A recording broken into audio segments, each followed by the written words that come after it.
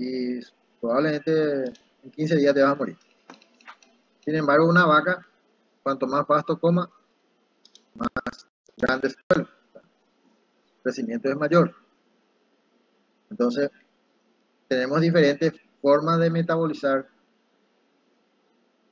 Y ustedes me pueden decir, pero si nosotros comemos lechuga, por ejemplo.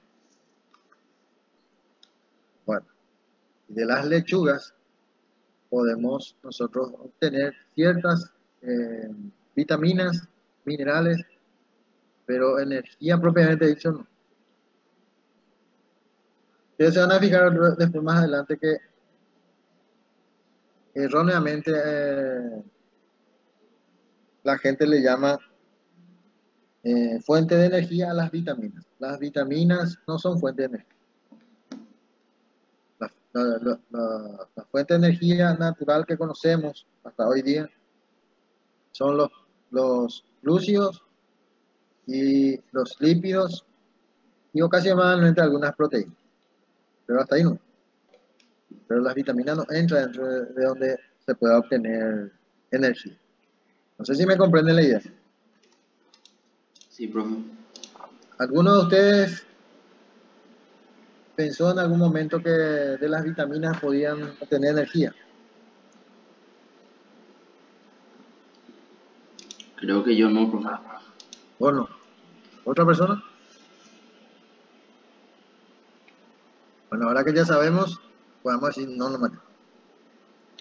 Bien. Entonces, es muy importante tener esos detalles. Porque es importante conocer la estructura y luego vamos a tener un esquema enzimático que lo va a descomponer a esa estructura para obtener ¿qué cosa? Energía en la mayoría de los casos. Y en otros casos se va a descomponer para hacer, para aportar sus partes. Por ejemplo, puede aportar grupos metilo, grupos metenilos, grupos acilos, y para eso se descompone. Bueno, luego vamos a ver ahora esa parte. ¿Sí? Bien. Estas biomoléculas, por supuesto, tienen diferentes tamaños. Evidentemente, va a depender de la función en la que va a cumplir. Y acá tenemos unos ejemplos. Fíjense, acá tenemos las proteínas extracelulares como la inmunoglobulina, que tiene más o menos un 151 kilodalton. Tenemos las enzimas, las lisocimas. Acá tenemos las insulinas, que son pequeñitas. Heparan sulfato, que es un anticoagulante natural, que está compuesto por polisacáridos y sustancias inorgánicas. Tenemos aquí el colesterol, pequeñito, y otras proteínas intracelulares como la mioglobina, la hemoglobina. ¿Sí? Tenemos el acetato, que es más pequeñito, el agua, que es otro, mucho más pequeño. La glucosa, en comparación a los polisacáridos, la glucosa es una partecita. Y todo Profesor, esto disculpe que te sí, interrumpa. sí, ¿Vos estás adelante. cambiando tu diapositiva, profe? Sí, vea que el tuyo no cambió. Yo me quedé en tipos de biomoléculas. Yo Monómeros, también. macromoléculas, proteínas. Entonces no está cambiando, no sé por qué no. Eso es lo que estoy mostrando. Ahora sí, profe, recién no coincidía con lo que estabas diciendo, por eso te interrumpí. Vale, gracias. Bien, entonces es muy importante estos detalles de empezar a tratar de mirarlo a estas moléculas, o biomoléculas, por su tamaño y función. ¿Por qué esto es importante? Porque en la bioquímica es bastante interesante estos tamaños, porque hay sustancias que tienen la capacidad de entrar en una célula o en un organelo y otros que no, solamente pueden salir. O sea que una vez que entró, ya no pueden salir. Se tiene que convertir en otra molécula para poder salir. Y eso generalmente es por tamaño o por carga. En este caso solamente vamos a analizar el punto de vista de del tamaño. si ustedes se dan cuenta, los extracelulares son generalmente muy grandes y no pueden entrar. Y los intracelulares son pequeñas, pero tampoco pueden salir, porque probablemente la carga no les favorece. Y acá tenemos los ácidos nucleicos, que la mayor parte es nuclear. O sea que primero tiene que pasar la capa nuclear, la membrana nuclear, y después la citoplasma, y después afuera, que va a salir. Esto en el caso de que sea una célula normal, ¿verdad? Algunas proteínas, sus propiedades. Tenemos aquí, por ejemplo, un aminoácido, que es el componente más pequeño de una proteína. Tenemos que se llamarían monómeros. Entonces, cada aminoácido sería monómero. Y fíjese un detalle, que estos monómeros, estos aminoácidos, tienen la particularidad de que tiene un grupo amino, alfa amino, y un grupo alfa carboxilo. Y solamente va variando la sustitución. Voy a ponerle un ejemplo. Vamos a suponer de que yo quiero, si yo pongo aquí en vez de esta R, sustituyo por otro átomo de hidrógeno, vamos a tener lo que se llama la glicina, o glicocola, que se llamaba en mi época. Cuando yo era joven, feliz y soberano, esto se llamaba glicocola. Ahora se llama glicina. A pesar de que hasta hoy día algunas fórmulas de lácteos para niños trae todavía, dice glicocola, bueno, no sé por qué motivo, a lo mejor para confundirle a la gente, pero no sé cuál. Si yo a esta R le pongo un CH3, automáticamente se llama alanina. Pero fíjense que todo conserva. Lo único que va variando es esta parte. Bien. Nosotros conocemos 20 tipos de aminoácidos. No existen más aminoácidos. La combinación de diferentes posiciones de estos aminoácidos es lo que van a hacer a las proteínas en forma muy particular.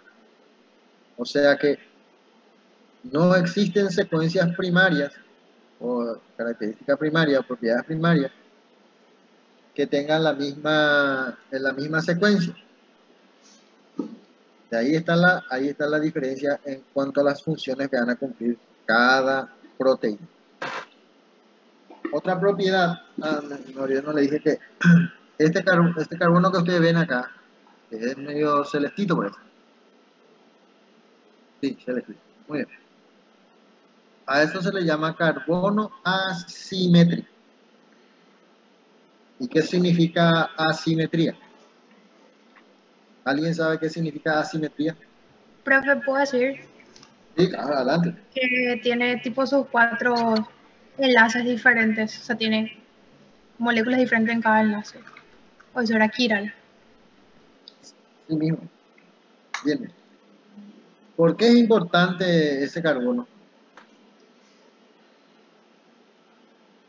¿Dónde Porque se puede unir a... ¿Qué? Adelante, adelante. O sea, porque es importante. Sí, claro, ¿por qué lo mencionamos? Porque si no tuviera Porque puede alguna... formar enlace con 4 moléculas diferentes. Sí, esa es su característica química, pero ¿qué importancia biológica podría tener esa característica química? ¿O por qué lo mencionamos en todo caso? ¿Cuál es la importancia que podría tener?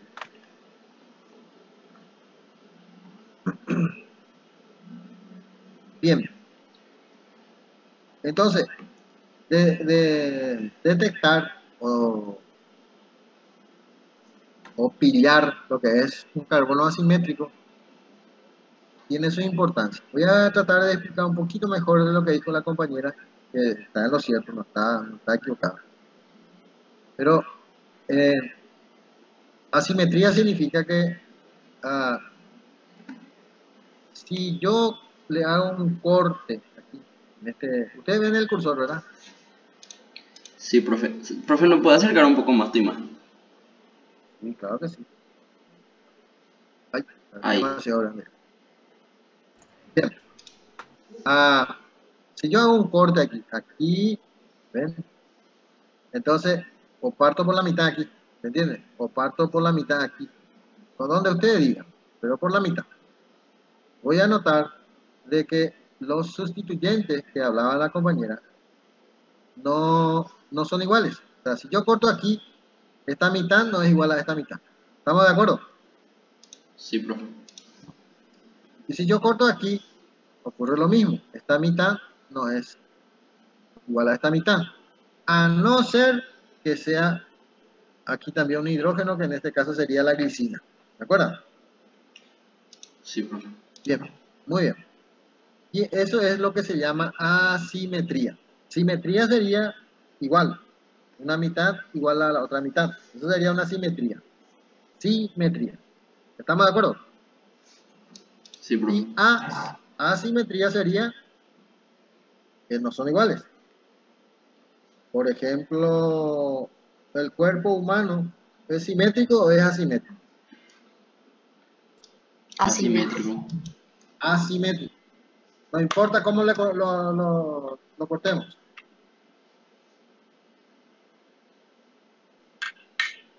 Si lo cortamos en forma longitudinal,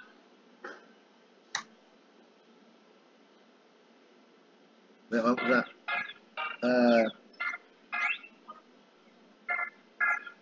un ratito que tengo que atender este llamado. Un ratito.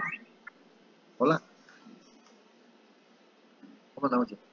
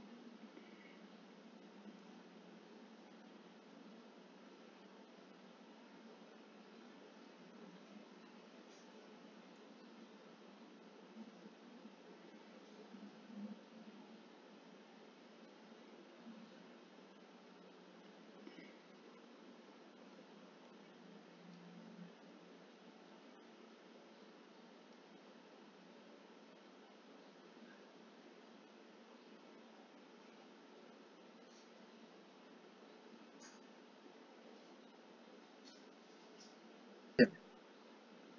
Disculpen, era una llamada muy importante porque es sobre una adquisición de un, ¿cómo se llama esto? De un equipo para el hospital. Bien. Aquí nos habíamos quedado que entonces asimetría, como es el esquema. La importancia de esto radica en que este carbono tiene la capacidad de desviar la luz polarizada a la izquierda o a la derecha. Y es la manera en que los... Profe, Sí, eso sería lo levogiro y dextrógiro, ¿verdad? así mismo, así mismo. Así mismo, llamado también levógiro o dextrógiro. Por ejemplo, eso se llama a todos los carbonos asimétricos. O sea, toda sustancia asimétrica que contenga, puede tener ese fenómeno físico.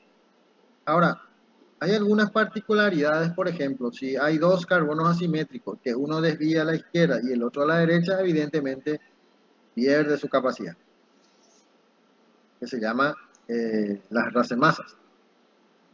Entonces, esos serían muy particulares. Pero individualmente, cada uno de los cada uno de los carbonos asimétricos pueden desviar la luz polarizada. De ahí que el producto final, de que uno desvía a la derecha y otro a la izquierda, y que al final la molécula en sí no desvíe la luz polarizada, esa es otra historia. ¿Comprende la idea, verdad? Sí, profe. Porque muchas veces ocurre que la molécula no desvía la luz polarizada, sin embargo tiene carbono asimétrico. En ese caso podemos presumir de que uno desvía a la izquierda y otro a la derecha y se anula. Porque esto es un fenómeno vectorial, por eso ocurre esa situación. Bien. Hay anfóteros. Anfóteros, ¿saben lo que son los anfóteros, verdad? ¿O no? No, profe. Bien. ¿Saben lo que son los anfibios? Que creo que tenían propiedades que podían ser una parte así, no soluble, pero afín al agua y otra parte no, si no me equivoco. Bien. Se llaman anfibios, por ejemplo, a los sapos. ¿Sí? Un ejemplo de anfibio, sapos. ¿Y por qué a los sapos? Y porque los sapos pueden permanecer bajo el agua y también pueden estar al aire libre. Tienen esa capacidad. Y si ustedes se dan cuenta, anfo es muy similar a ambos. ¿Entiende la idea? Anfóteros y ambos. Sería que en ambas condiciones, o en ambas situaciones. Bien, de ahí viene el sufijo anfo, que significa ambos, y que significa que, por ejemplo, en este caso, es anfótero porque este tiene un grupo positivo y este tiene un grupo negativo. Anfótero. Por supuesto, esto tiene la propiedad. En condiciones generales, esto es neutro, así como está. Pero individualmente, esto es positivo y esto es negativo. Si tuviera otra carga aquí, por ejemplo, OH, que también es negativo, entonces ahí estaríamos una carga neta negativa. Acuérdense que las cargas siempre van a ser sumas algebraicas. ¿Se acuerdan lo que son las sumas algebraicas, verdad?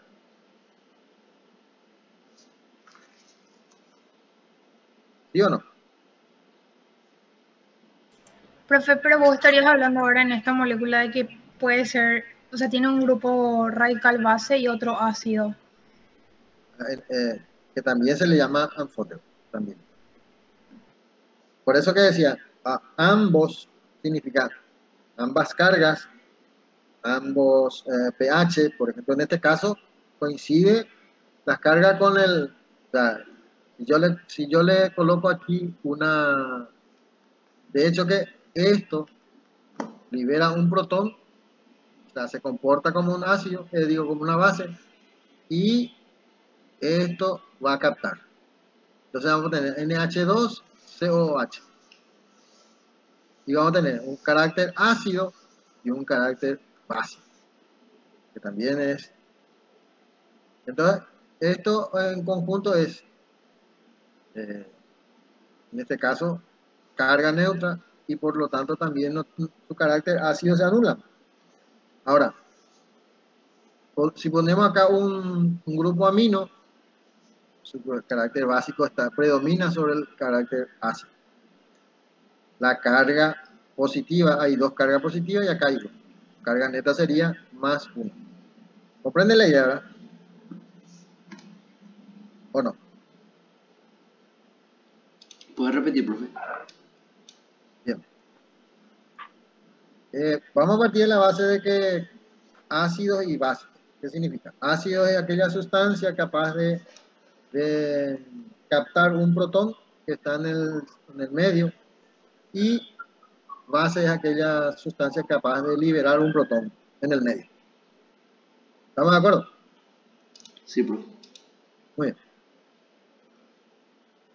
En este caso, aparte de tener esas características, este es una base y este es un ácido, este tiene una carga positiva y este una carga negativa.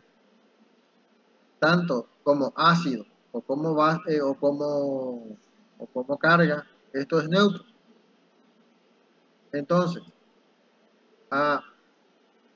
si yo digo que este grupo amino tiene la capacidad de liberar un protón, automáticamente puedo decir que este grupo carboxilo tiene la capacidad de captar un protón.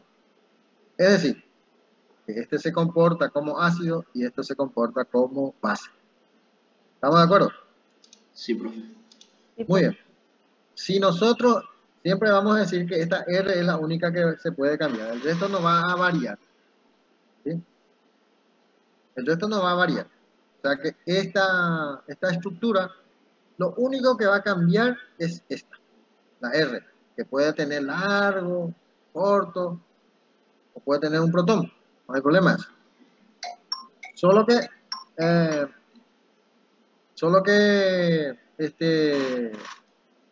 va a depender de esto, la nomenclatura, si base va ácido, base apolar, polar, positivo, negativo.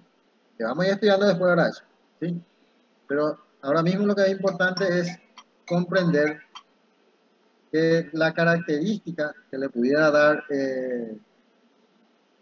al, al aminoácido eh, son estos. Esto que está acá. El grupo carboxilo y el grupo amino. Y los sustituyentes después que pueden ser grupos aminos, grupos carbono, cadenas largas, cadenas cortas, cadenas ramificadas, cadenas no ramificadas. Eso ya es otra historia. ¿Sí? O sea que tenemos dos grupos ionizables y a estos dos grupos ionizables le llamamos anfóteros, por la carga y por su comportamiento de ácido base. Y están unidos por enlaces peptídicos. Es decir, que aquí el que se una con este carbono asimétrico se va a llamar enlace peptídico. Esto acá. Y esto también le va a dar una característica muy particular. Bien, digamos. La espectroscopía de absorción más o menos de 200 nanómetros, 180 nanómetros. Todos los enlaces peptídicos estarían alrededor de 212. Bueno, esto seguramente para ustedes es como hablar en chino, ¿verdad? Pero, a ver,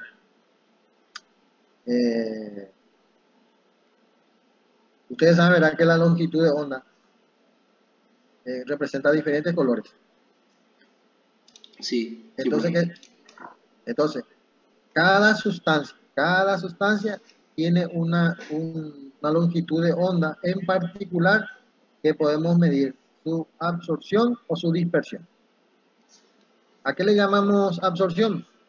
Y yo puedo tomar, por ejemplo, un tubo transparente, le pongo adentro una sustancia coloreada y hago pasar una luz en particular por ese tubo.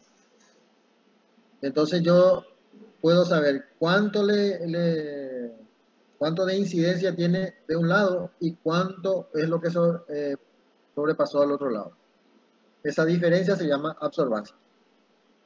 Ustedes saben, ¿verdad? Que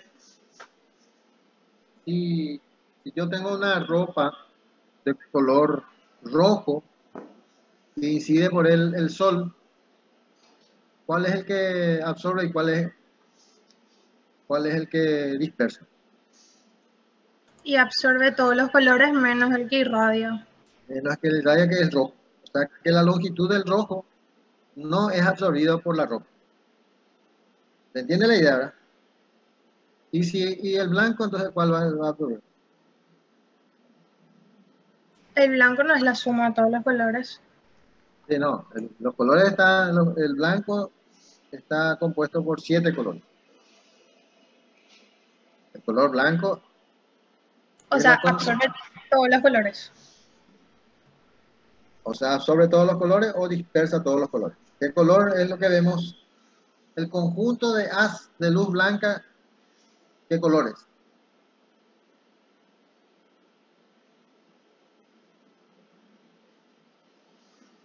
Y blanco, profe. No, la luz blanca está compuesta por 7 colores. O sea que yo veo blanco o blanca, un objeto, y estoy diciendo de que dispersa todos los colores, que al final resulta ser blanca. Si es negra, quiere decir que no dispersa nada, absorbe todo. ¿Comprende la idea? Ahora sí, Eso, profe. eso lo saben la gente del campo, los indígenas. ¿Y cómo lo saben? Y sencillo, cuando hace calor no usan ropa negra, a no ser que estén de luto, ¿verdad? Pero siempre usan ropa de color clara o blanco. ¿Por qué? Porque sabe, y dice luego que el color blanco es más fresco. Como dice el cacique, era que, ¿cómo voy a ser más fresco si te tapa todo el cuerpo? Yo si no tengo camisa, lo que me parece más fresco. Y los indígenas pues, andan sin camisa, ¿no? Porque dicen que es más fresco. Y si vos le decís que usando ropa de color blanco, blanca, este, va a ser más fresco, ellos no comprenden. ¿Comprenden la idea, verdad? Sí, profe. En realidad ellos no saben, probablemente no conocen la teoría, pero en la práctica ellos se dan cuenta que esto es así. ¿Sí? Bien. Ácido base, ya dijimos, es anfótera. La anfótera significa de ambos, es base y es ácido a la vez. Y la carga neta, va a depender mucho del pH. O sea que esto que vimos acá, para que esto desprenda su protón, mejor dicho, y que esto pueda captarlo, va a depender del pH. Que después vamos a ver también qué significa pH, ¿verdad? Que no es papel higiénico. Entre las chicas creo que es, ¿verdad? Pero no sé, hay algún muchacho que ahora use el término pH como papel higiénico. De los varones que antes no tienen vergüenza y dicen, no tenés papel higiénico, y opama la viaje.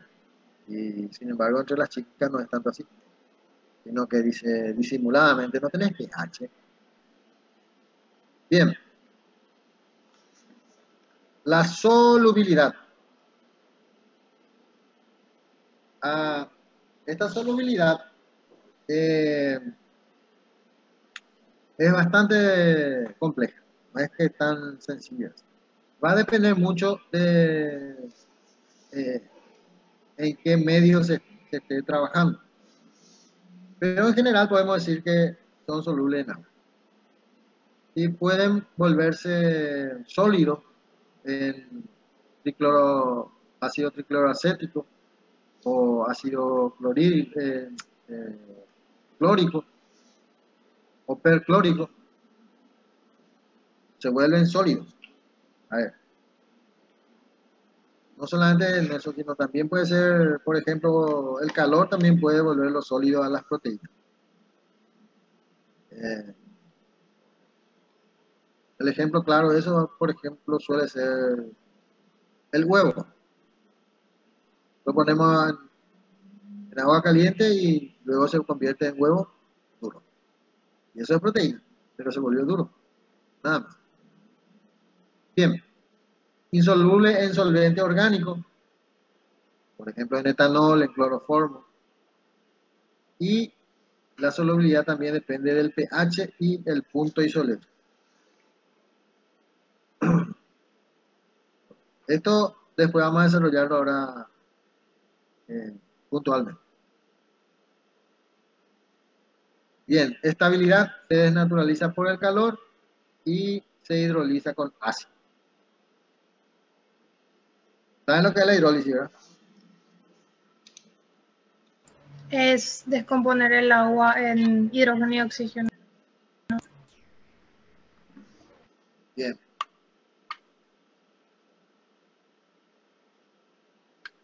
En realidad se le llama hidrólisis a todo aquello. Una división sería, profe. ¿Cómo? Una división. Sí, es como una división. Hay que convenir que al decir descomposición es como decir que se está dividiendo. En realidad no es tanto así, pero podemos convenir que se puede sostener eso. La hidrólisis sería la descomposición de una sustancia por efecto del agua. O sea que donde hay agua, se descompone. Eso en general. Sin embargo, vamos a ver ahora más adelante que eso no es tanto así. Así como que cuando decimos, eh, ¿cómo se llama? Aeróbicos y anaeróbicos, no es tanto así como nos enseñaron, sino que el efecto podríamos llamarlo como aeróbico, pero aeróbico lejos está de ser aeróbico por la presencia de oxígeno nomás. O sea que no es una condición sine qua non que esté presente el oxígeno para que sea aeróbico. Así también no es una condición sine qua non de que haya agua para que se produzca la hidrólisis, sino que la descomposición es como si fuera que está en presencia del agua, en algunos casos. Pero en general podemos decir que, bien, reconocimiento, se hace una reacción de Biuret o una reacción xantoproteica. Bueno, esto en realidad se usa mucho en los laboratorios clínicos para hacer, por ejemplo, reacción de Biuret se hace para detectar urea. O sea, que lo que detectamos en realidad son los enlaces peptídicos y lo podemos medir inclusive al saber cuántos enlaces peptídicos está presente ahí, y eso va a ser directamente proporcional al color que va a ir formando, por ejemplo. Y la reacción xantoproteica es una reacción en que aparecen las proteínas azufradas, por ejemplo. Bien. Nosotros estamos ahora en cuestiones generales. ¿Entienden? Bien.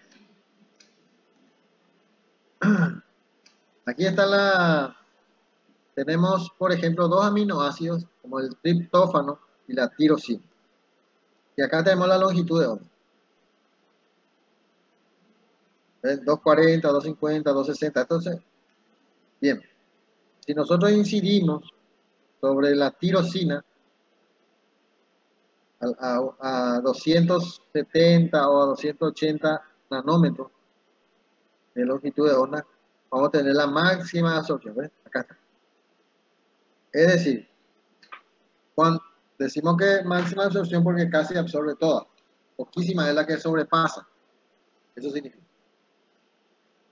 Y sin embargo, el triptófano, que es otro aminoácido, tiene una mayor absorbancia a 280 a 290. Son muy similares, pero fíjense en cuál es el nivel de absorbancia que tiene. Consideramos como máxima acá, para este aminoácido, 1,5 sería. Y para este aminoácido sería 6.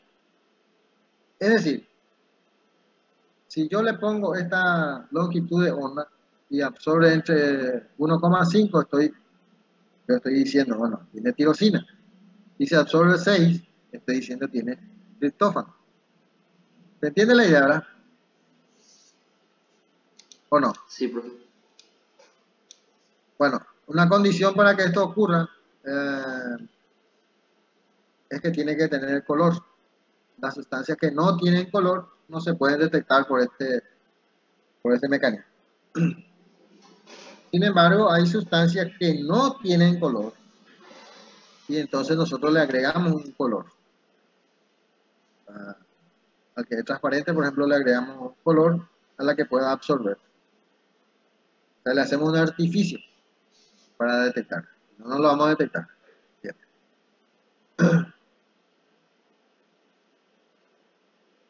Acá tenemos,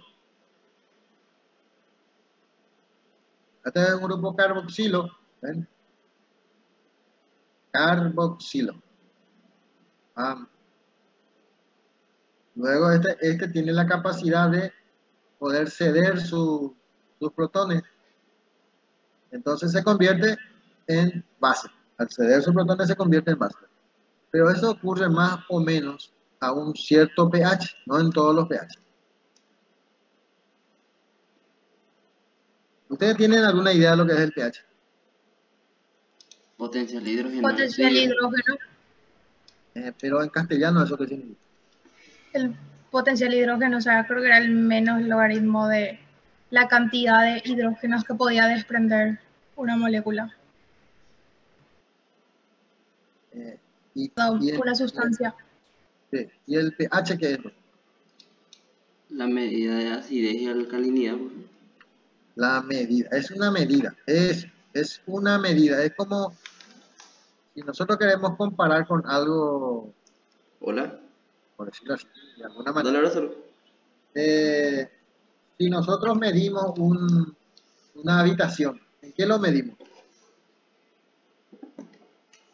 Centímetros, metros. Con un centímetro y después le ponemos, por ejemplo, centímetros cuadrados, metros cuadrados, así, ¿verdad? O sea que lo que medimos son las áreas. Y a eso le llamamos metros cuadrados, por ejemplo. Si nosotros queremos medir sustancias líquidas, decimos en mililitros o milímetros cúbicos, lo que sea. Cuando nosotros decimos pH, o la acidez o la basicidad, lo decimos en pH. En vez de decir metro, o kilómetro, o litro, lo decimos pH. ¿Se entiende la idea, verdad? Sí, profe. O sea que el pH es una forma de medir la alcalinidad y la acidez. Entonces, ustedes nunca van a encontrar, por ejemplo, el pH 5 y al lado dice, qué sé yo, decímetros cúbicos, una cosa así. Nunca van a encontrar centímetros cúbicos o milímetros cúbicos, lo que sea. Ya no tiene nada. ¿Por qué? Porque el número, la magnitud que tiene, ya indica qué es lo que mide, que es el pH. ¿Entiende la idea, verdad?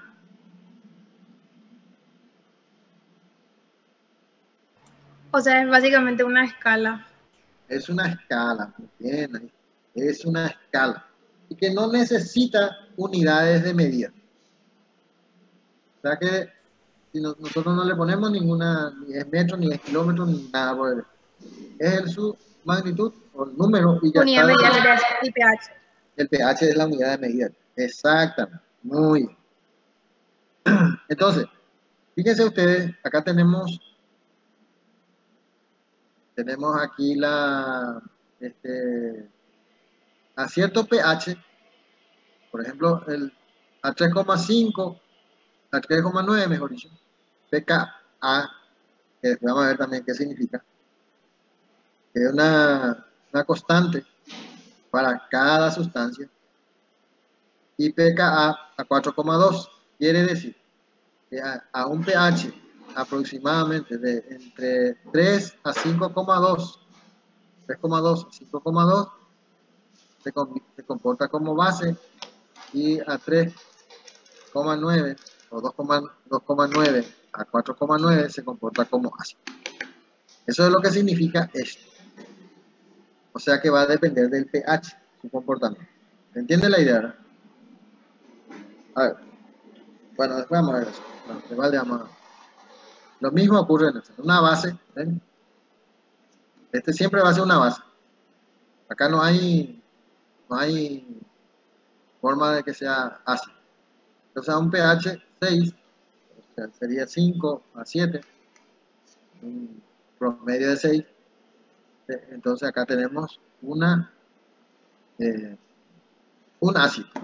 ¿Eh? Se comporta como ácido. Fíjense un detalle que es muy importante. Esta misma molécula es anfótero. porque a este pH se va a comportar como base y en otro pH se va a comportar como ácido. O sea que si este vuelve a captar acá, se comporta como ácido. Si acá lo libera, se comporta como base. Eso sería. Es decir, que contrariamente a lo que nosotros nos decían en los colegios, con los profesores de química, que el ácido es aquel, y sí, pero una misma sustancia se puede convertir en ácido o comportar como ácido o comportarse como base. Y eso va a depender del pH, del medio en que actúa.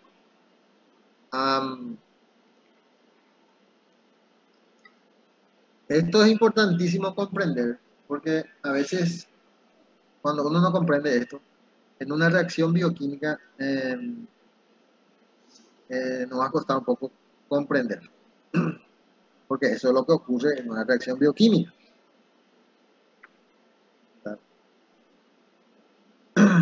Bien, yo creo que esta parte podemos pasar, porque todos son de la misma, solamente lo que va cambiando son los pH. ¿Ya?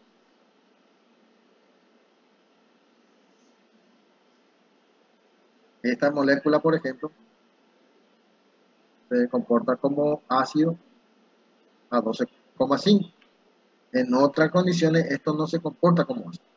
Eso es lo que quiere decir.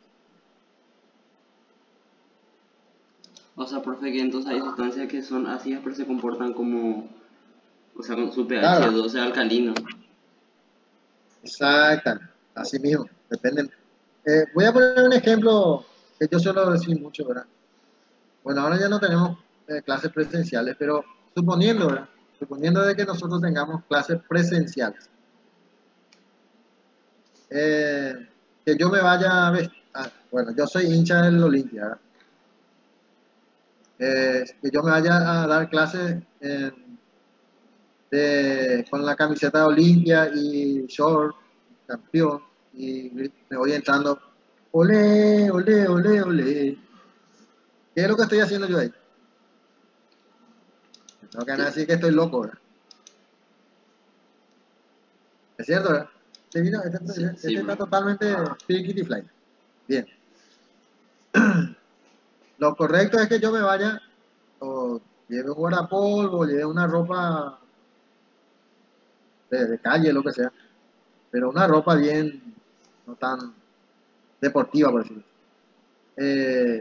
a la clase y empiezo a dar clase. Sin embargo, por ejemplo, si ustedes me ven en el estadio en las condiciones que había dicho anteriormente, o sea, la camiseta, el short y el campeón, y empiezo a gritar, olé, olé, olé, olé, eso verá que no está mal. No, profe. Bien. Entonces, si ustedes hacen esa comparación con el pH, o sea, que yo estando en la clase, soy el profesor y me comporto como un profesor, y yo mismo, no es que sea otra persona, yo mismo me voy a la cancha, me visto de hincha y soy el hincha. Yo no voy a ir a dar clase de bioquímica en el estadio, ¿verdad? No me voy para ser hincha. ¿Comprende la idea, verdad? O sea que las condiciones me obligan entre comillas, ¿verdad?, a comportarme de diferentes maneras. Que es lo que sucede con estas sustancias. El pH lo obliga a comportarse de diferentes maneras a una misma sustancia. A veces se comporta como ácido y a veces se comporta como base. No sé si entendieron la idea o Y, compliqué más. y podría Tu ser, molécula se adapta al medio, profe.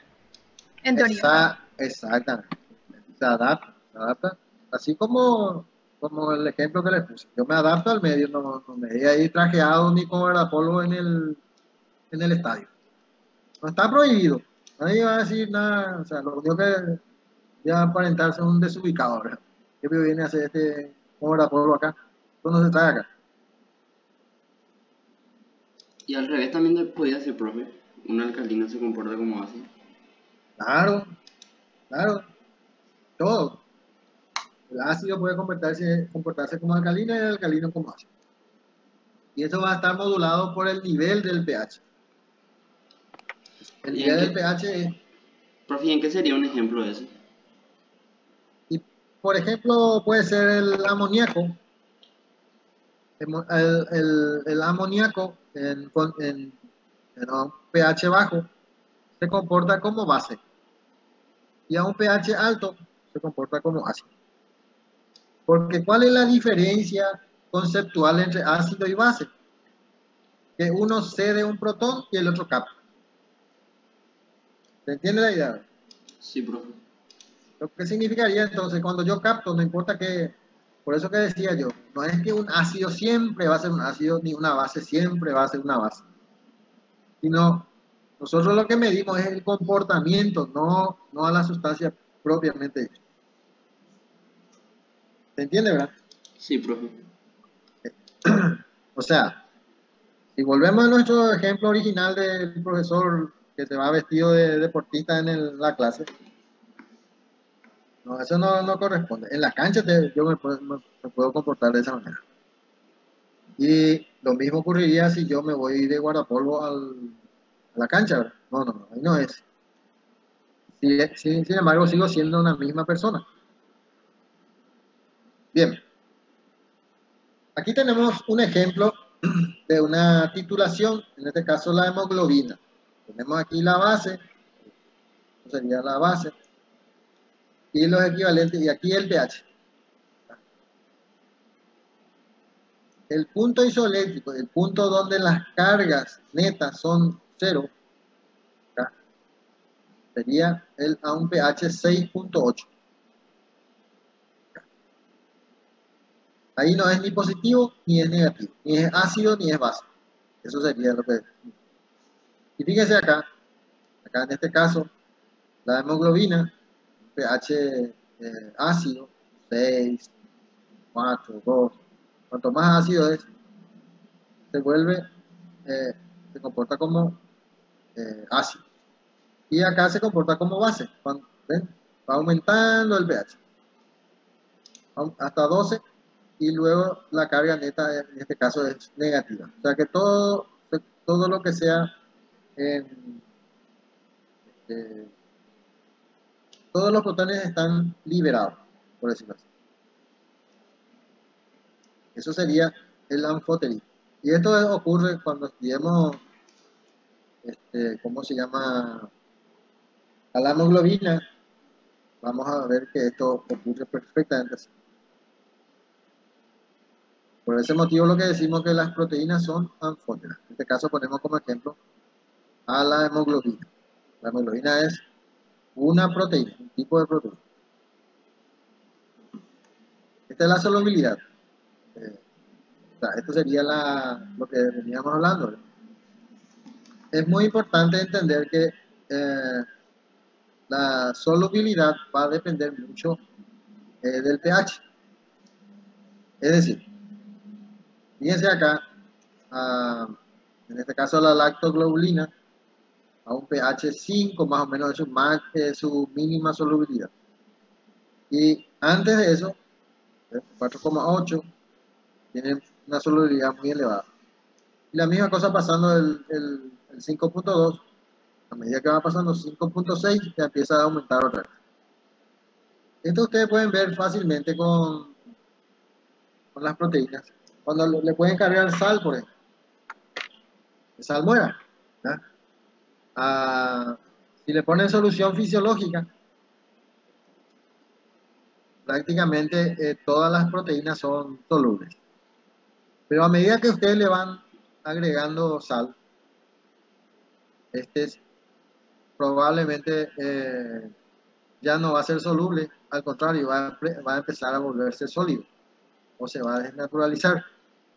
Entonces, fíjense que cuando hablábamos nosotros del agua, es soluble en el agua. Luego, si le agregamos solución fisiológica, va a ser su máxima, hasta ahí es donde va a solubilizarse. Y si le vamos agregando, va a llegar a un punto en que ya no se va a disolver más. O sea que va a depender de la carga. Que acá está representado de esa manera. Siempre hay un pH para cada sustancia y, en donde la carga neta es 0 y ese pH se llama punto isoeléctrico. ¿Verdad?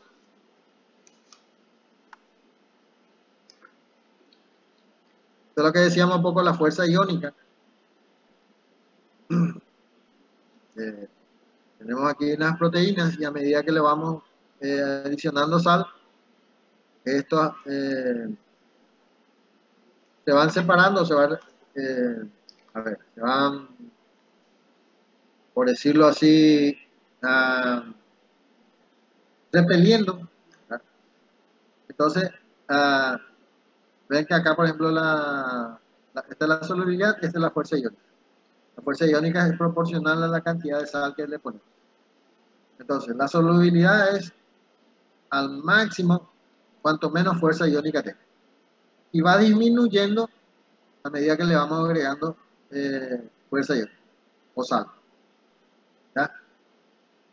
La solubilidad va disminuyendo. Esto, el cloruro de sodio, le ponemos, aparentemente esto va a mantener a medida que le vamos cargando sal. No, esto va a decaer acá. Bien. Acá está. Precipitación por salado sería eso. O sea que hay una saturación de... ¿verdad? No es desnaturalizante, es reversible y fácil y barato. O sea que se puede practicar fácilmente. El exceso de sal secuestra agua de hidratación de las macromoléculas y por eso quedan así, todas juntas y parece que ya no se disuelven. Profe, Sí. ¿a qué sal específicamente te estás refiriendo? Ponele Cualquier que vos sal, tenés puede ser sal de mesa, puede ser cloruro de cloruro sodio, de sodio.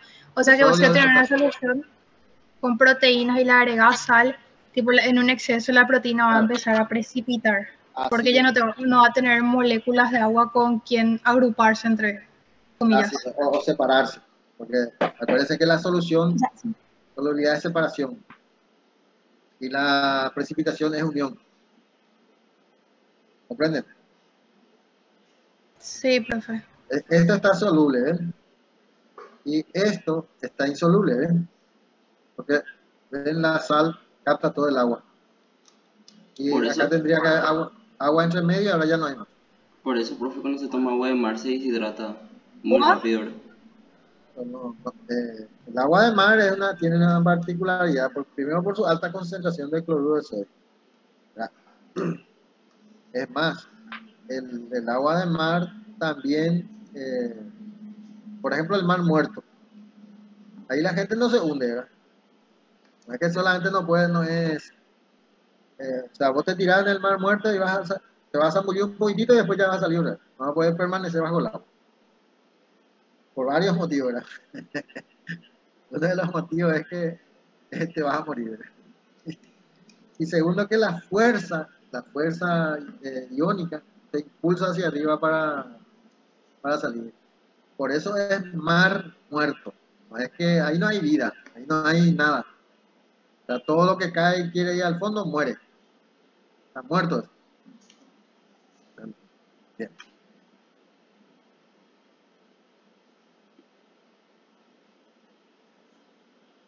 La solvatación, es lo que ocurre. Fíjense que acá tenemos, esto representaría una, ¿cómo se llama esto?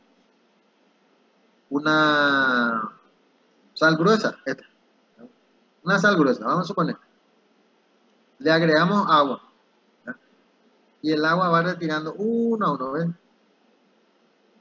Y a esta molécula en este caso, de cloro, en este caso de sodio, el agua lo rodea completamente, lo aísla de todo. ¿Ven? Acá sería 4 moléculas y acá sería 4 moléculas de agua que rodea a una partícula de ion cloro y de cada ion sodio. A este fenómeno es lo que nosotros conocemos como solvatación. sea que este es una sal solvatada. Aunque usted no lo crea, este fenómeno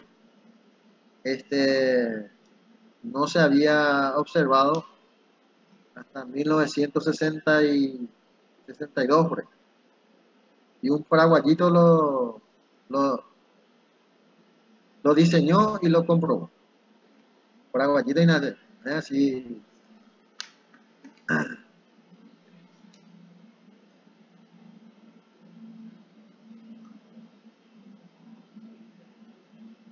Bien, acá tenemos, por ejemplo, lo que conocemos como una atmósfera iónica de Weizsäcker. Acá tenemos un macroión cargado negativamente, que sería este. Y esto serían las atmósferas con exceso de contraiones positivos. ¿Qué significa esto? Que si esto es totalmente negativo, van a estar rodeados de partículas positivas. ¿Cierto? Y si esto es así, entonces el radio de esto va a estar en aumento. Esto sería el cálculo que generalmente no lo tocamos, porque el fuerte del estudiante de medicina no es la matemática. Entonces, y aparte de eso, que en este caso no necesitamos.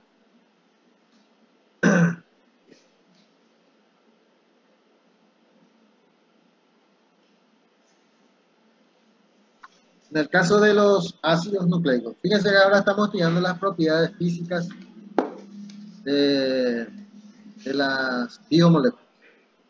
Estudiamos las proteínas y ahora vamos a estudiar los ácidos nucleicos. Bien.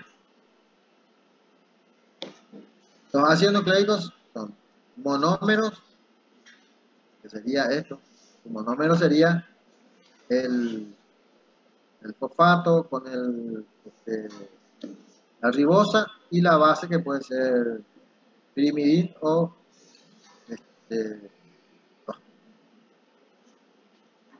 bien. También esto podría ser anfóteno, o sea que hay un fosfato aniónico y una base ionizada. En este caso, la carga negativa, y tenemos aquí una base ionizable que sería carga positiva. Su espectro de absorción, 260, y son anfótenos, como dije. Y su carga eléctrica siempre va a depender del pH. La solubilidad, soluble en agua, y es insoluble en ácido, cualquier otro ácido. Entonces se aprovecha mucho para estudios así genómicos.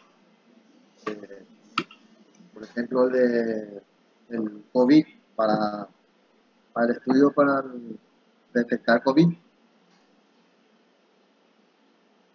Las propiedades se aprovechan mucho. Bien. Insolubles en solventes orgánicos y puede precipitar en etanol. Se desnaturalizan. Fíjense que estos son polímeros ¿de qué cosa? De nucleótidos. El ácido nucleico es polímero de nucleótidos. ¿Y las proteínas polímeros de qué eran? Aminoácidos. De aminoácidos. Muy bien. Listo. Ya, pues así. Se puede reconocer fácilmente con difenilalanina y tinción de Fulker, que se llama, es para, sobre todo, para ver ácido úrico y todo eso. Estos son la absorbancia. Para cada sustancia tiene un máximo de absorbancia. Sería esto para el guanidín monofosfato y este para el adenín monofosfato. La misma cosa aquí. Tenemos el auridín monofosfato, desoxi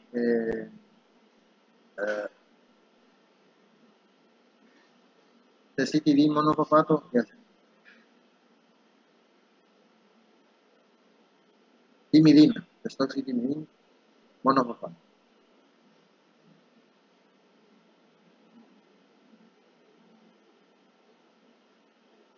¿Y la absorbancia de qué depende? En este caso en particular, de la ionización de las bases y apilamiento del doble S. Porque eso va a favorecer el efecto hipercrónico, en el sentido de que nosotros lo que detectamos son colores.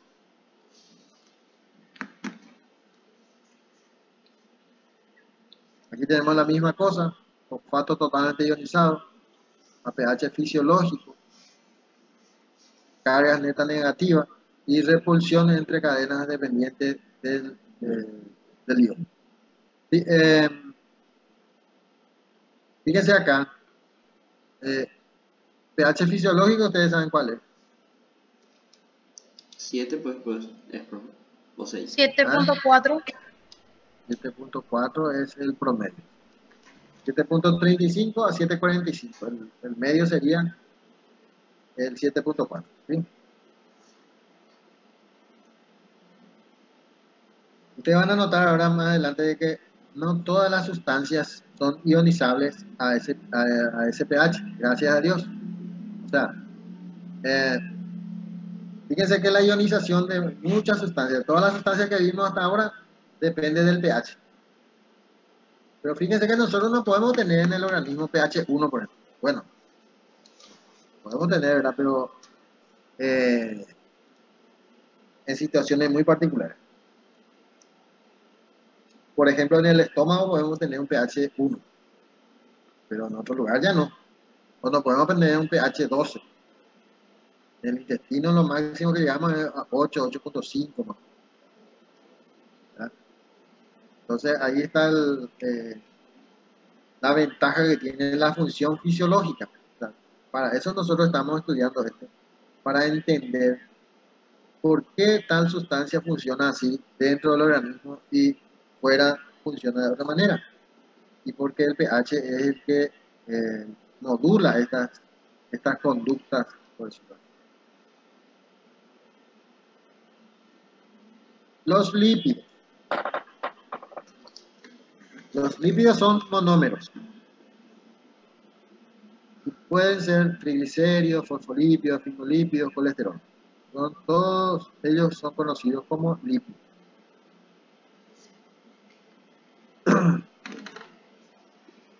Son anfóteros. Carga neta depende también del pH. Pero fíjense que en este caso en particular,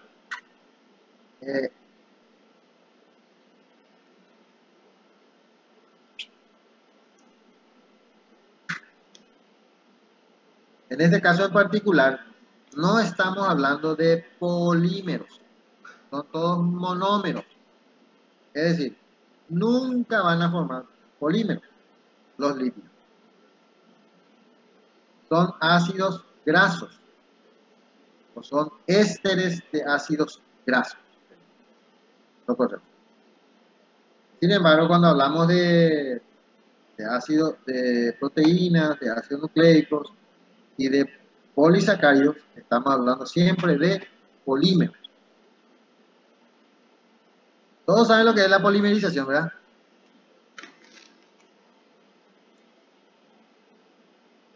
¿Sí o no? Sí, profe.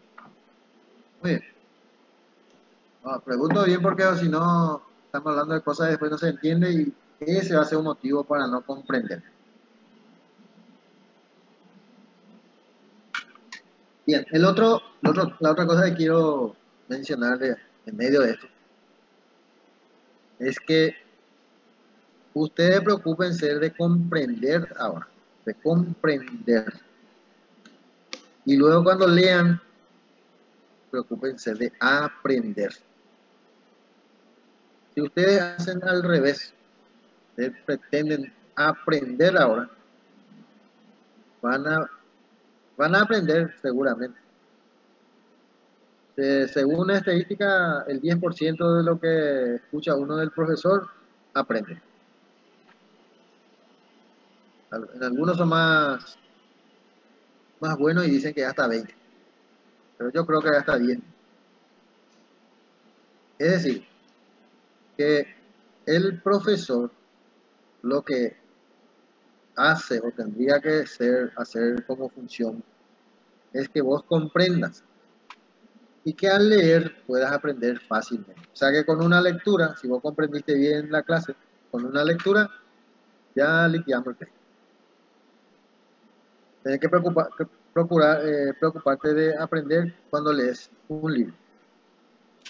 Eso es muy importante tener siempre presente. No solamente pretender de que esto... Porque hay algunos ilusos, por decirlo así, que dicen, yo voy a aprender de la clase nomás y con eso ya me voy a rendir. Y bueno, no les recomiendo. No les recomiendo porque no funciona así. Aparte de eso, eh, voy a hablar exclusivamente de bioquímica, ¿verdad? Tengo otras asignaturas también, pero de igual manera, sea cual sea la asignatura que estamos estudiando. No es que estudiamos aisladamente, no es que sea una isla y que no tiene conexión con las otras asignaturas. Al contrario, nosotros estamos estudiando ahora asignaturas que son básicas, básicas no en el contexto de que son virorei, básicas. No, pero es una cuestión básica, no se trata de eso. Básica en el sentido de ser eh, cimiento, como, como algo elemental que tenés que saber para poder avanzar en el conocimiento, en este caso, de la medicina. ¿Estamos de acuerdo? Sí, profe. No me gustaría que tomen esa actitud de que van a aprender del profesor y con eso ya es suficiente. No es suficiente porque se van a eh, complicar.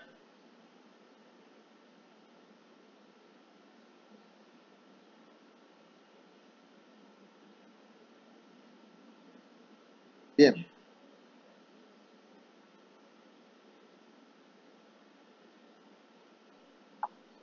Dijimos que los lípidos son insolubles en agua. Esa es una limitación para su uso. Soluble en solventes orgánicos, anfipáticos. Antipáticos también. Antipático es porque un lado es polar y el otro lado es apolar. Son autoagregantes, o sea, pues, pueden soportar la fuerza, este,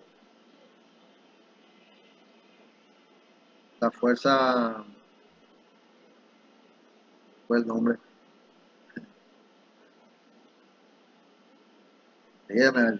Bien, se puede reconocer a través del rojo de Sudán. En realidad, negro de Sudán o rojo de Sudán. Rojo de Sudán ya es para lipoproteína. Para proteína en general es negro de Sudán 3. Profe, ¿no era fuerza de Van der Waals? No, la fuerza de empaquetamiento hidrofóbico. La fuerza hidrofóbica. Gracias por hacerme recordar ese punto porque no me salía de mi mente esa palabra y por lo tanto no podía llegar a la fuerza hidrofóbica. Fíjense que ustedes, por ejemplo, la fuerza hidrofóbica, ¿en qué consiste? Ustedes ponen en una botella o en un vaso agua y luego le echan gotas de aceite y luego lo agitan. Y parece ser que las gotas de aceite se van a separar todas. ¿Y después qué sucede? Deja de reposo un ratito y se unen toditos otra vez. A eso se llama fuerza hidrofóbica. ¿Qué es lo que hace el agua? Y le obliga a que se reúnan todas las partículas o moléculas de lípidos en un solo lugar. Y no puede salir de ahí. O sea que la fuerza hidrofóbica es bastante fuerte, ¿verdad? Y así mismo se comporta dentro del organismo también.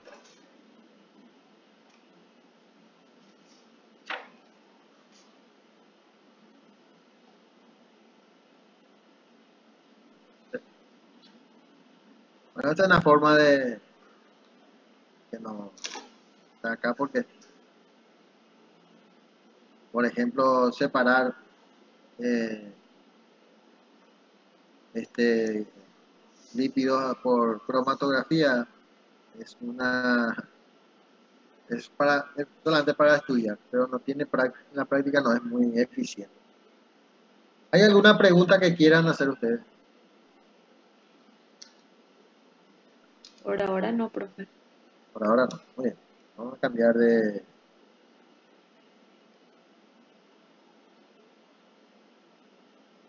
Ustedes me están escuchando, Salillo. Te escuchamos, Te profe. escuchamos. Ah, yo pensé que salí del... Y ahora no ven nada ustedes, ¿verdad? Sí, profe, vemos bioquímica, es Ah, la que... bueno, muy bien. Entonces ya estamos. Entonces ya habíamos visto entonces todas las especies químicas que en general, como un repaso general, porque en realidad eso correspondería a la química orgánica. Pero como siempre es fundamental estudiar eso, porque si no, no comprendemos lo que es la bioquímica. Entonces, la bioquímica, separando todo, se llamaría, es más, en otros países se llama luego química biológica. En el Paraguay, en el Brasil, Argentina, Chile. Y los libros que vienen acá, la mayoría lo dicen, no todos los libros dicen eh, la palabra bioquímica, sino dice química biológica. Bien. En España, por ejemplo, es muy común utilizar la palabra química biológica. Bien. También podemos hablar de química fisiológica y la biología molecular, que ahora está muy de moda, ¿verdad? ¿Habrán escuchado ustedes, verdad? ¿O no? Nuestra materia pasada era, profe. No, la biología molecular, ustedes no lo dieron como una biología molecular. Ustedes le dieron como una biología estructural y funcional. Fíjense que ahora, eh, a ver, ¿cuál es la técnica que se utiliza para detectar al virus del COVID? La biología molecular. Una técnica que se utiliza en los laboratorios biomoleculares, ¿ya? O biología molecular.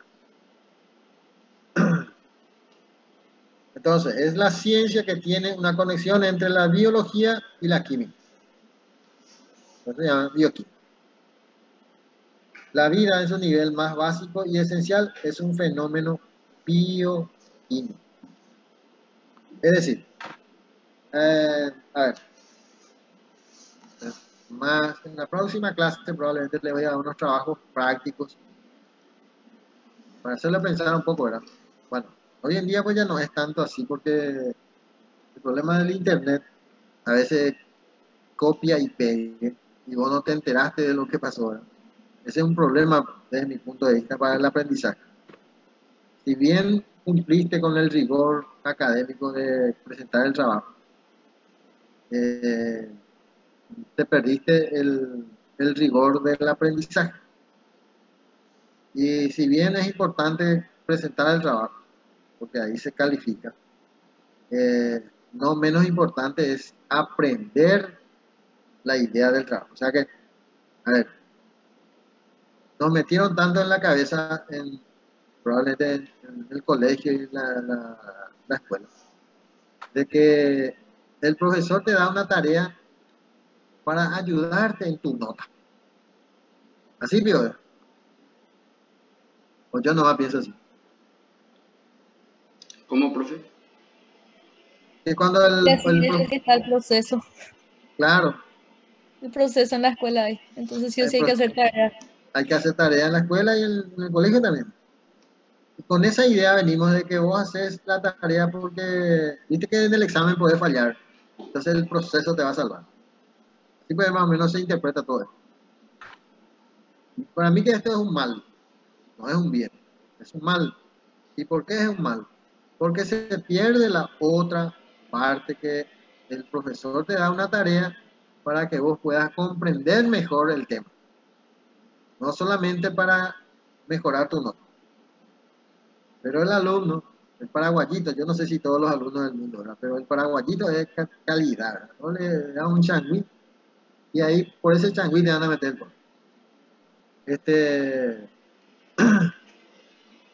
Entonces se olvida de la parte del aprendizaje. Entonces copia y pegue, presentó el trabajo, tiene los puntos, mejoró su punto y después el gran engaño, ¿verdad?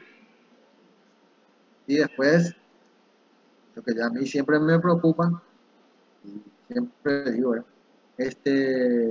Y yo creo que es una de las bases, no digo que sea la única, pero creo yo firmemente que es una de las bases por la cual muchos residentes se suicidan. Ustedes saben, ¿verdad?, que entre los profesionales universitarios, el mayor índice de suicidio son los médicos. ¿Ustedes saben eso, verdad? ¿O no? Sí, profe. Sí, saben. Muy bien.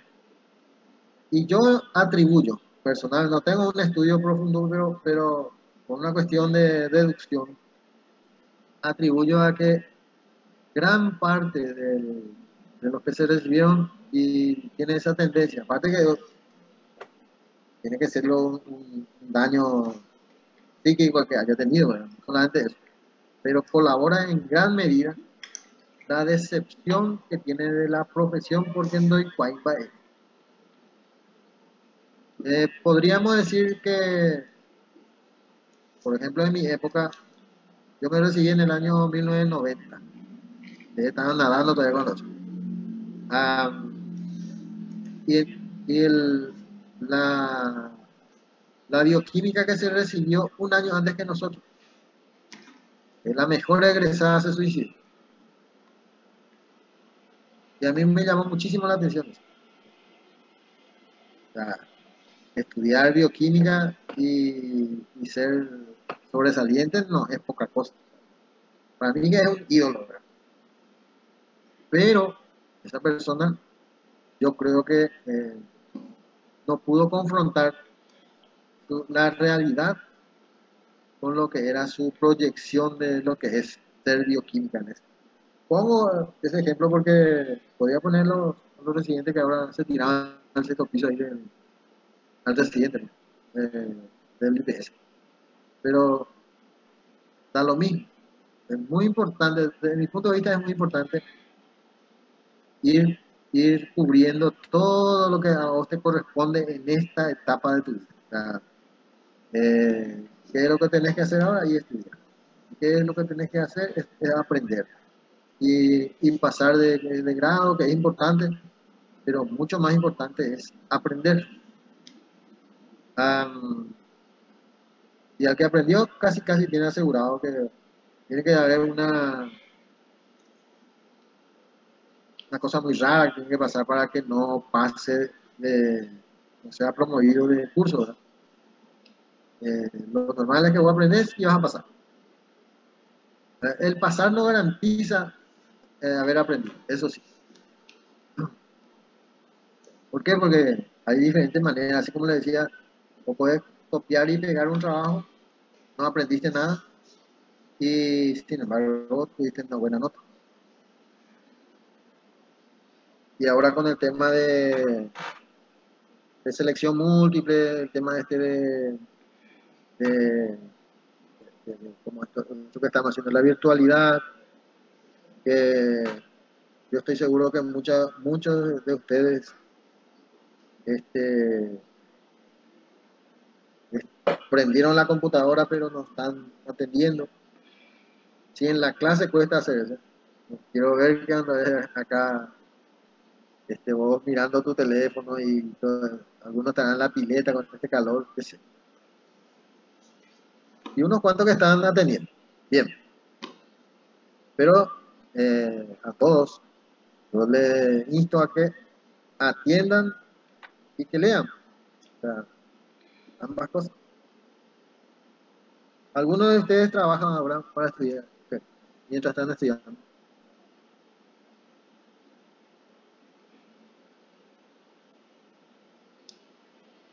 Yo no. Creo que no, profe. La mayoría seguramente no Jazmín se trabaja. llama, profe, la que estudia y trabaja. ¿Quién? Jazmín. Jazmín. Jazmín, ¿cómo se llama? ¿Cómo es su apellido? Hampar, profe. Amparo. Ah, sí. Ella veo qué nacionalidad es, paraguaya, veo. Sí, profe. Pero su origen es oriental, ¿o cómo es? Y por su ojo me imagino que sí, profe. Que ustedes no le vieron nunca, veo. Es una lucha. O sea que en el examen vamos a vernos todos juntos, ¿verdad? Así va a ser, veo. No, profe, ya no vimos, nomás te digo, nomás que un ejemplo. Ah, no, pero pregunto nomás, yo no es para discriminar, sino me interesa nomás su origen para saber, o sea, porque a veces, aunque usted no lo crea, eh, creemos que muchos alumnos no pasan la asignatura porque no comprenden el idioma, por ejemplo. Eh, bueno, creemos eso porque generalmente el que se aplaza eh, conmigo, que es muy difícil, eh, son brasileros. Y no creemos que sea por un problema de aprendizaje propiamente dicho, sino es un problema de comunicación, o sea, que no sabe cómo expresar lo que sabe, porque está en otro idioma. O sea, eso es lo que creemos. Ahora, también seguramente hay algunos cachafás que están por ahí que no van ni no vienen. Bien.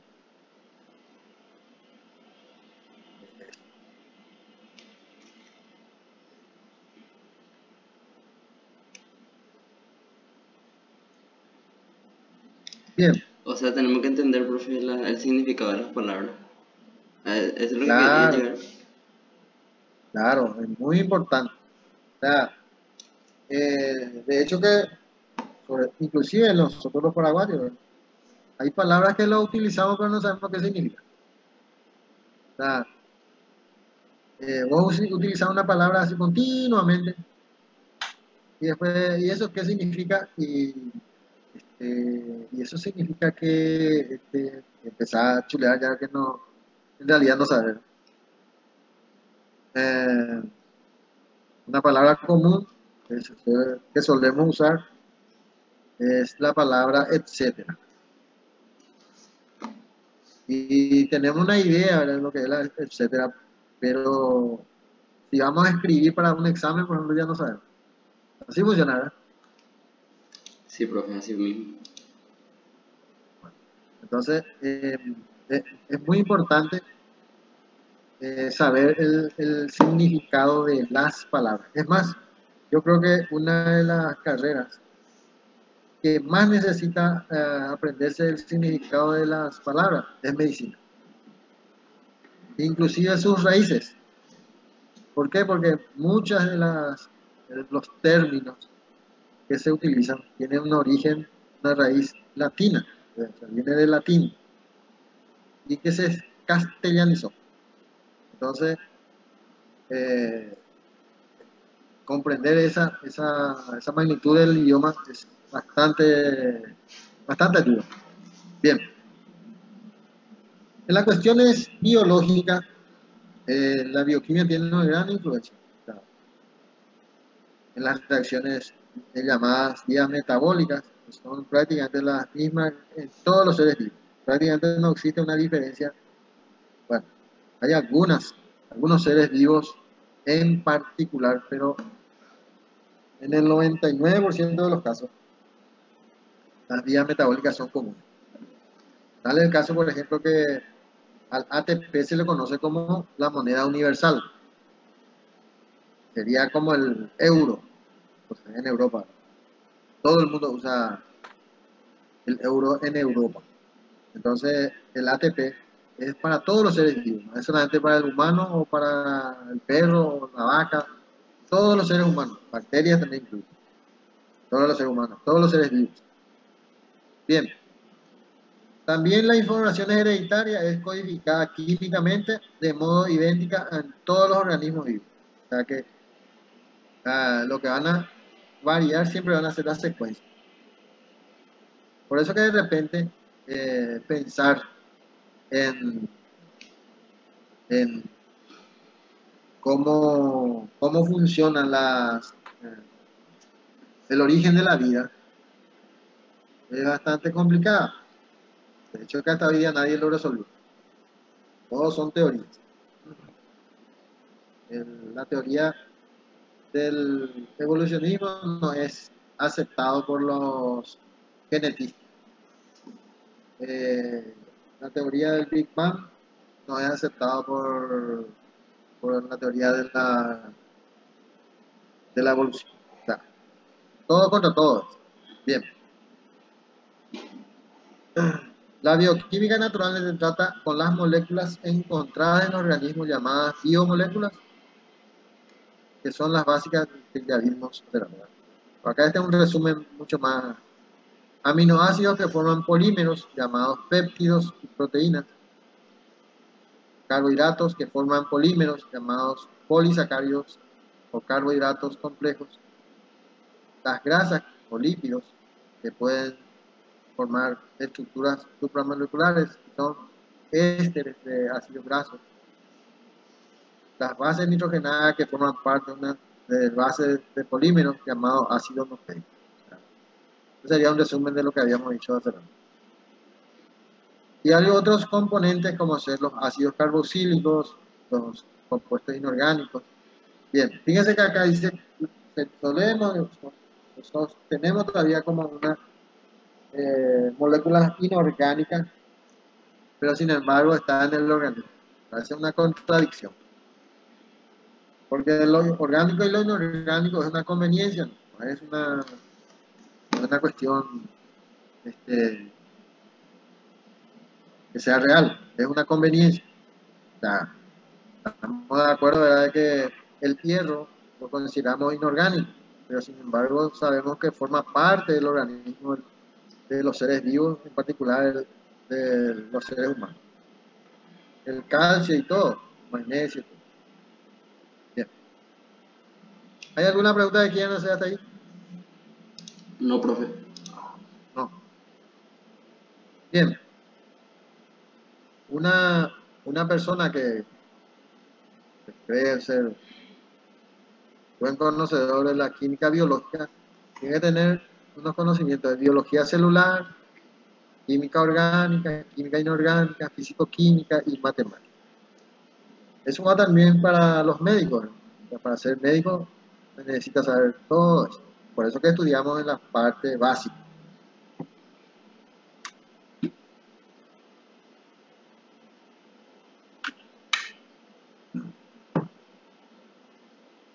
Por ejemplo, ¿cuáles son las estructuras químicas y tridimensionales de las biomoléculas y sus agregados? ¿Cómo se forman estas estructuras?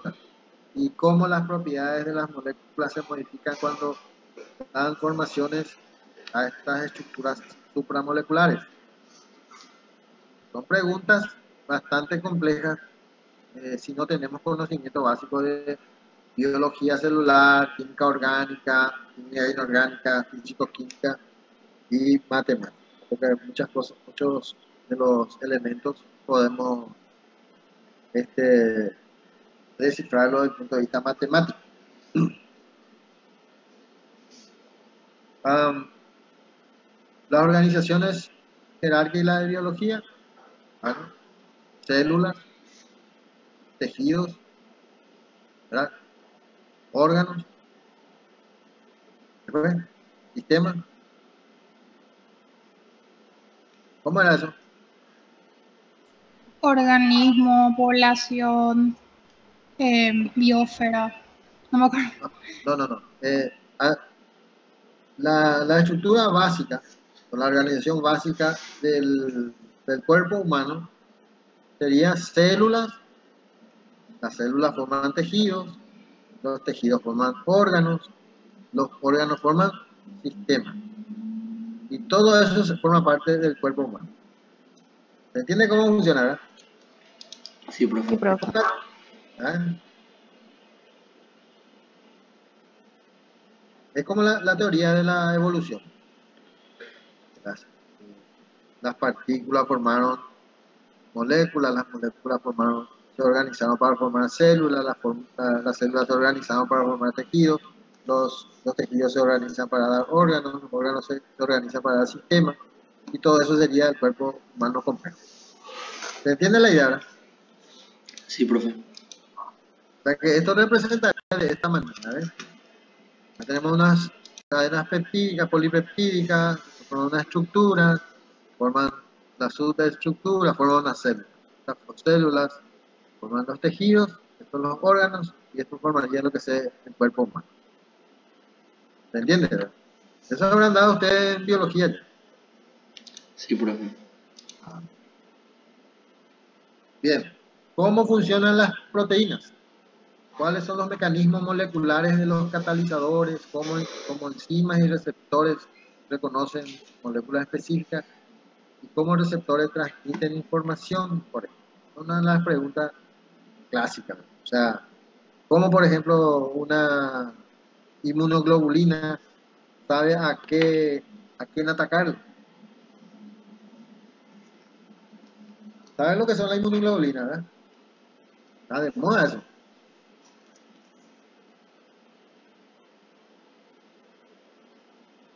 ¿O no saben?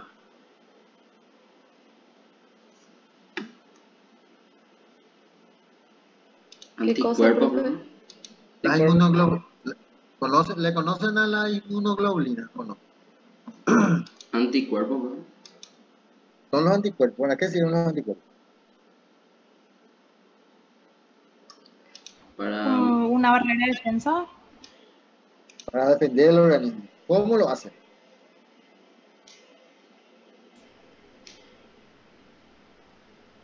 Ahí está el pan. Fíjense que esto dice acá. Para comenzar, son proteínas las inmunoglobulinas. Dice cuáles son los mecanismos moleculares de catalizadores, cómo enzimas y receptores reconocen moléculas específicas y cómo receptores transmiten información. O sea, todo eso es una sola pregunta, pero se nota que hay en una sola pregunta hay varias preguntas. Entonces, fíjense un detalle muy interesante, que las inmunoglobulinas, todas las inmunoglobulinas son proteínas. O sea que se sintetizan. Ustedes habrán escuchado, por ejemplo, que las personas desnutridas son inmunodeprimidos. ¿Cierto o no? Sí, profe. Ustedes ahora hilan esa frase con esta otra, que las inmunoglobulinas son mecanismos de defensa y que son proteínas sintetizadas. Está claro, ¿verdad?, de que el que está desnutrido no puede sintetizar porque no tiene suficiente energía o porque no tiene suficientes nutrientes para formar esa inmunoglobulina. ¿Se comprende la idea, verdad? Sí, profe. No es que algo raro, así como extraterrestre, y que los que no tienen, ¿cómo se llaman? Los que son desnutridos son medio extraterrestres y por eso no tienen defensa. No, no tienen porque no tienen forma de sintetizar las moléculas que lo van a defender. Bien, ¿cómo la información genética se expresa? ¿Cuál es el lenguaje que ella usa? ¿Y cómo es transmitida de célula a célula? Sin que se degenere. Es el otro tema. Y este es la otra pregunta que hacen los genetistas a los evolucionistas, ¿cierto? Porque la información es que vos decís hola, el otro dice hola, el otro dice hola, y pues termina diciendo todo lo que están en contacto dicen hola. Nadie dice chao. Entonces, ¿qué dice la teoría de la evolución? Y que, por ejemplo, el hombre desciende de los monos y los monos descienden de los árboles. ¿Qué dicen los genetistas? ¿En qué momento el que dijo hola, hola, hola, hola, de repente alguien dice chao, chao, chao? qué momento sucedió eso? ¿Cómo ocurrió? Porque eso no es admitido por los genéticos. Puede ser. Y es fácil entender lo que ellos dicen. Por ejemplo, una especie no se procrea uniéndose a otra especie. Y si se procrea, forman los famosos híbridos. ¿Se acuerdan de los híbridos? Sí, profe. Y estos híbridos ya tienen una limitación. ¿Y cuál es la limitación? Que ya no se pueden procrear. Quiere decir que por más que ocurra ese efecto de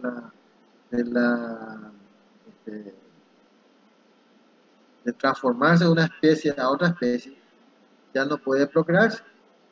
Lo que significa que no tiene futuro.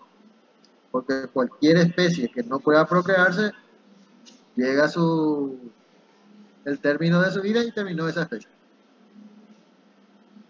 ¿Entiende la idea? Sí, profe. Los únicos que pretendemos no procrearnos más somos los humanos, sabiendo de que la pervivencia de los seres humanos es la procreación. Es decir, todos los humanos estamos obligados a procrear, ya les dice, porque de eso depende la pervivencia de la humanidad, de toda una especie, en este caso humana. Bien, si ustedes se dan cuenta, ¿verdad?, que cualquier falla en la estructura de estas moléculas, en este caso ácido nucleico o bien puede ser también proteínas, cualquier falla puede ocasionar serios inconvenientes. O sea que la información que transmite debe ser veraz.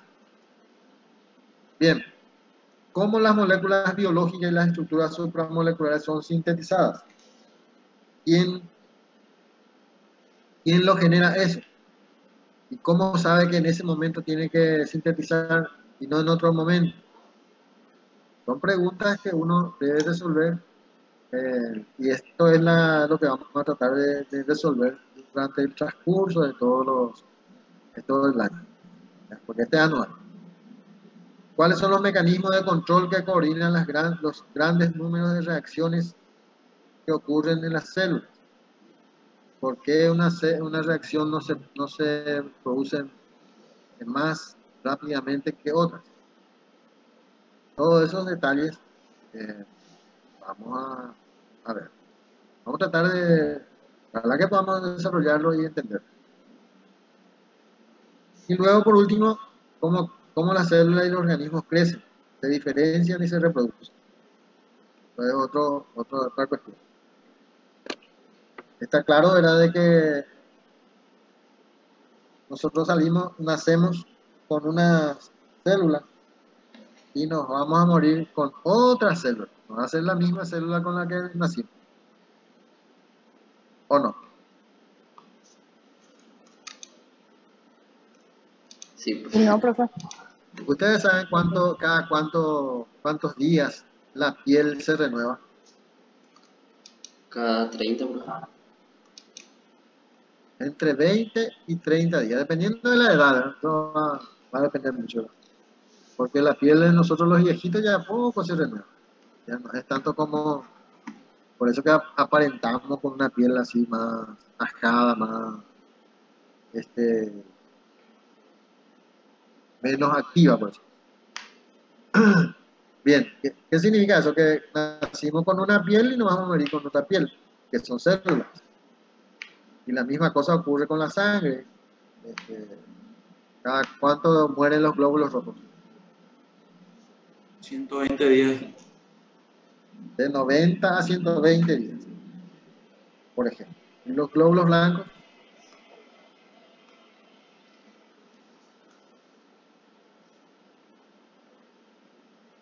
el silencio te responde. ¿Cuánto es, profe? ¿Eh? Los glóbulos blancos en promedio viven entre 4 a 8 horas. Horas, no días, horas. Esto es muy importante comprender porque resulta que ustedes cuando sean médicos de verdad van a tener eventos en que un paciente tenga 20.000 blancos y después de 12 horas tiene 12.000 blancos. Y bueno, eso significa que no se generaron o murieron lo que tendrían que morir, pero no se repusieron más. Entonces tiene una lógica, ¿verdad? ¿Comprenden la idea, verdad? Sí, sí, profe.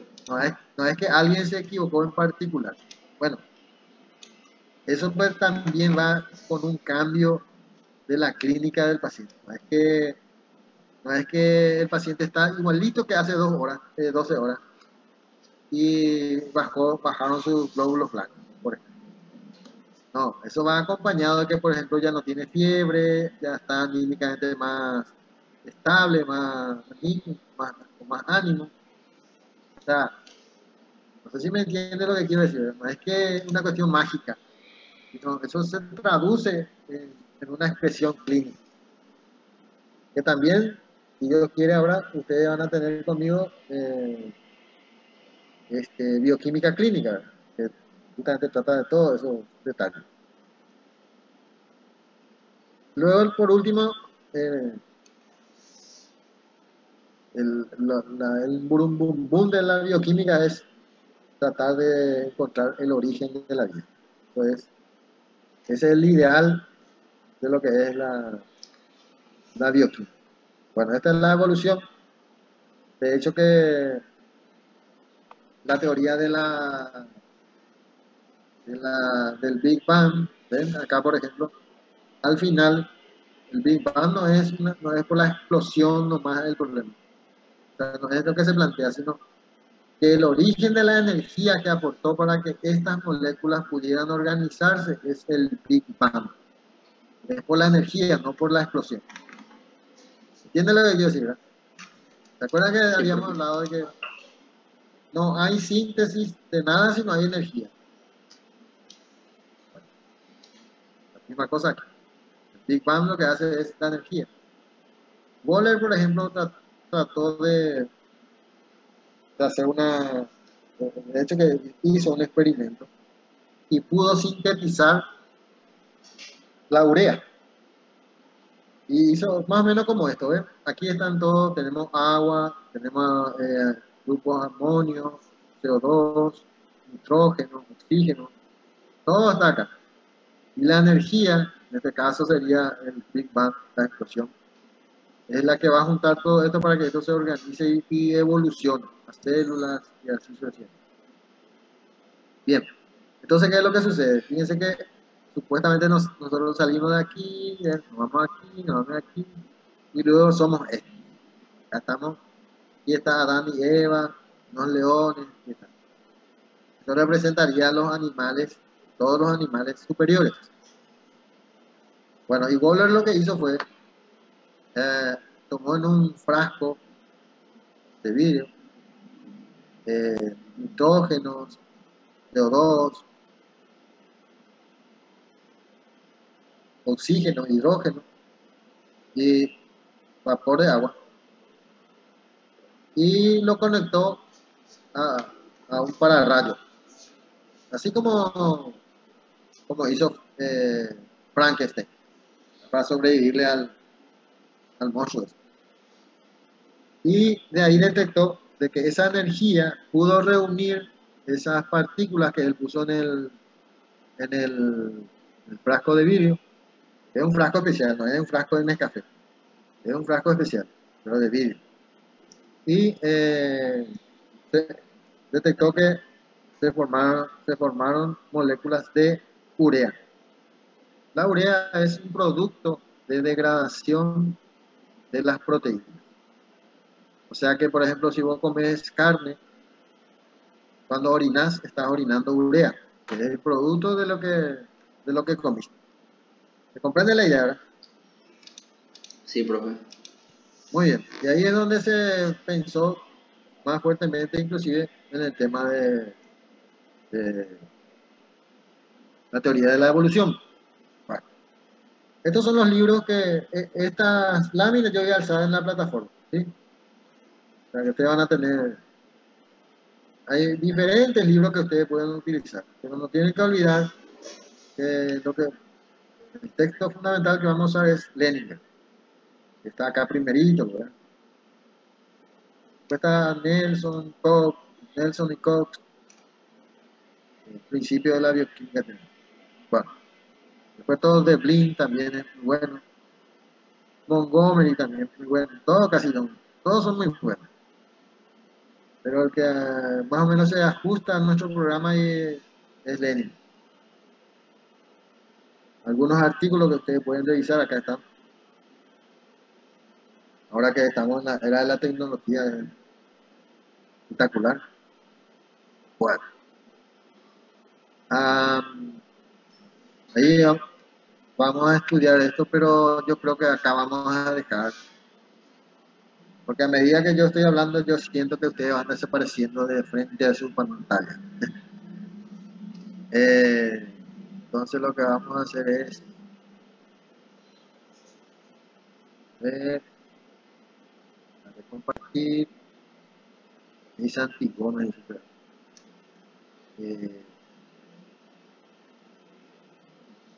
No sé cómo funciona este tema, pero acá me aparece el nombre Ana Chamorro como principal. ¿Por qué eso? No sé, Cambia nomás, profesor. capaz. A cambio nomás. Ah, Profe, ¿te puedo hacer una pregunta? claro que sí. Adelante.